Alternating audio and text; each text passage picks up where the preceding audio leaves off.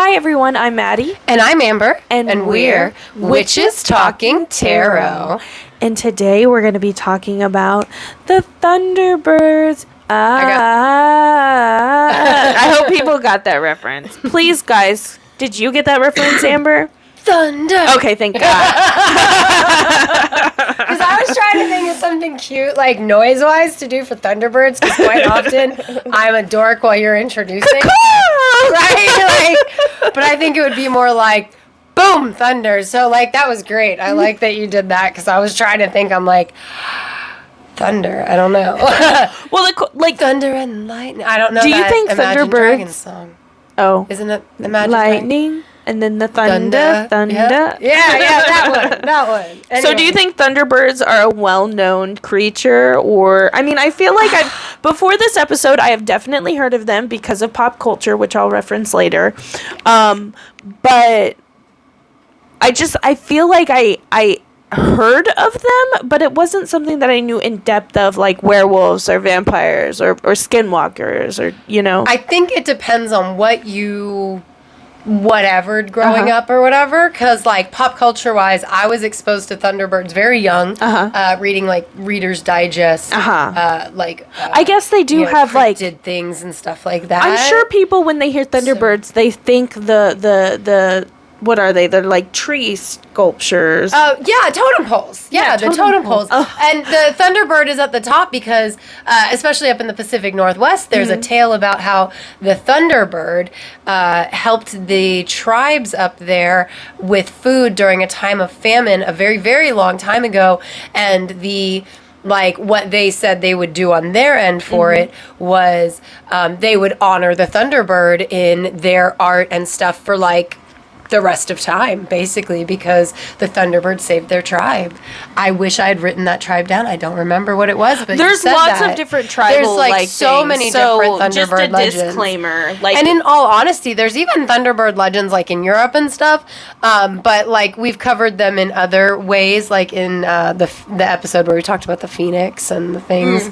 So because they're associated with fire elsewhere as well. But our Thunderbird legends in North America, they're associated with the thunder, the flapping of their wings makes the thunder, and they can shoot in a lot of legends lightning from their eyes. Yes. And they control the rain in most legends, so they're very much storm oriented. Yes. And in good and bad ways, right? Because sometimes when you get the rain, it's great, it feeds your crops, you're super happy. Remind me to show you my garden out back, because I got corn, guys. I have corn. We're so excited for the corn, and I already have bean pods this big. Nice. I'm so excited. But they can also, if you anger them, you've got monsoons or whatever. Right, they're exactly. called. And the way I read it, I don't see it as you're angering them. It's part of them as a natural creature. So, that brings me to. So, these are magical creatures, correct? These are spiritual magical creatures, but at the same time, are they real? I truly think they are real. I think it's both. I do. If you didn't check out or haven't listened to our Nessie episode, I think that's season 1. Yeah. Please do, because I have the same theory with these Thunderbirds as I do with the Nessie one, which is... I'm going to say I do with Bigfoot, which is the beginning of this season. I have this... Because, continue and then I will... Okay. Yeah. I think that they are in the physical realm, but I think they're also in the spiritual realm. I think they are a fae creature, or a fourth dimension creature. Dude, we did a full ass episode talking about fourth dimension or the different dimensions, you know what I mean? Yes. So for us, just to recap, the fourth dimension is where the fae live and the unicorns and it's Nessie. Okay, it's the thing that's immediately beyond the veil from us who are in the third dimension. Yes.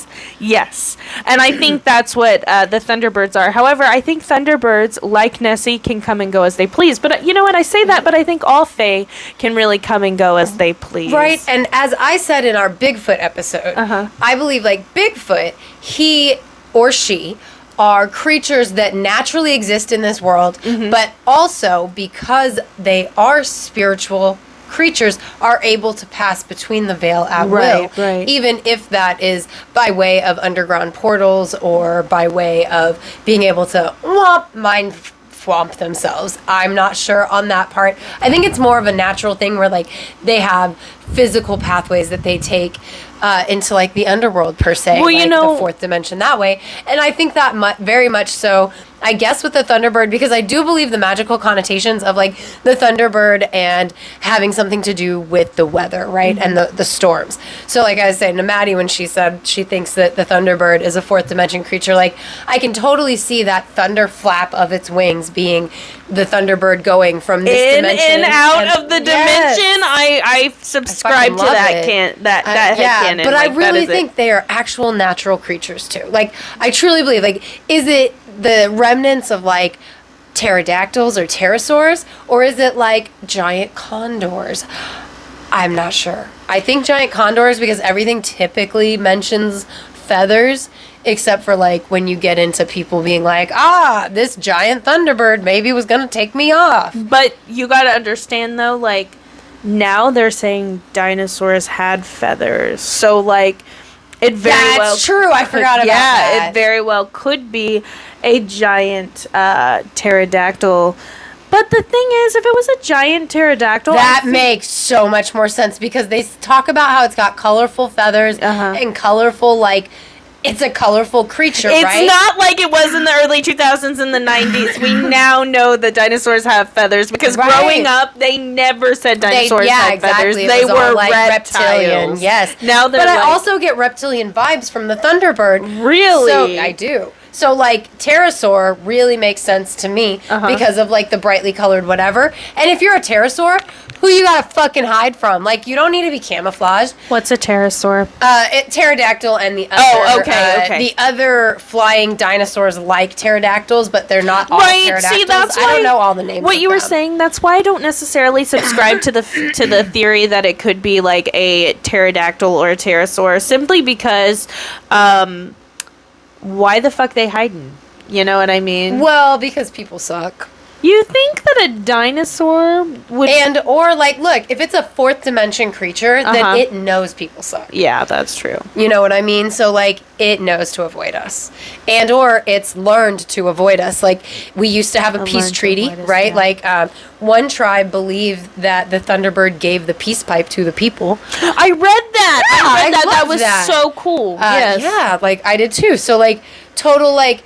we're going to live together, work together kind of vibes, and then people just continued to suck, or maybe it's because Europeans came over to North America and the Thunderbird was like, wow, you guys are awful. No wonder your Thunderbirds, like, breathe fire. Like, God, you guys suck. Another tribe believed that the Thunderbird was actually the sun or the creation of the sun himself, or God himself, which I thought was really cool. And he blesses the people with rain, or, you know, he gets pissy and, like, you know, whatever I mean. And I love the storm association with the Thunderbird, because, like, here's the thing about storms and birds that I don't know if everybody knows or not, but, like, you can watch the way birds behave. Birds aren't real. Just kidding. Check out that episode. Right? Maternity leave from season 1. Can we blow your mind for a sec? But no, like, you can watch, because Chris, he already left, but we've been talking about this all day. He said, can I blow your mind? I wasn't trying to ignore it. Yeah, he just left. Or not Chris, Corey just left. Yeah. I mean, Chris is my brother's name. It could totally work, because he would also be leaving. But, like, birds, they don't be around when there's going to be a storm. Oh, right? no. Like, all animals. So, to me, well, true, all animals, but especially birds who fly, like, when there's going to be a big storm coming out, you can see them, like, trying to get their shit all together so they can get put up in their nests or whatever. So, like, to me, it makes sense that a bird would be associated with the storms, because by bird behavior, you can predict when storms are coming. Oh, yeah. And floods and in particular. Absolutely. I mean, hell, the Bible. Right. Right? Yeah, no, seriously. And what's funny is while I'm talking about this, I'm like out my window watching all these birds. I'm watching the birds prepare for the storm. Exactly. Myself. I know. I'm like, that's not why I said it, but it's right there.